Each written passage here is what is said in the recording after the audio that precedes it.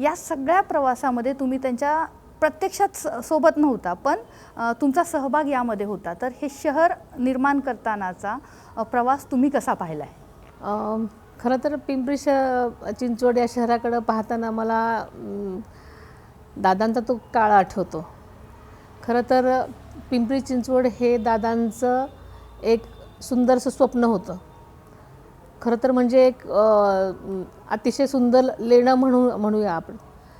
कारण त्यामागचा संघर्ष पाहिला की मला नेहमीच त्यांचा तो संबंध काळ माझ्या डोळ्यासमोर आज आलेला आहे.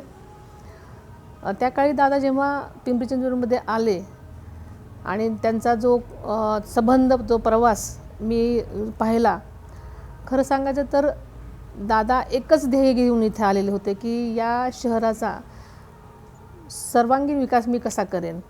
आणि त्यांनी अगदी आपल्या म्हणजे पोटच्या पोराप्रमाणे त्या शहरावरती प्रेम केलं आणि विकासाच्या दृष्टीने त्यांचे प्रयत्न त्या प्रकारचे केलेले त्यांनी.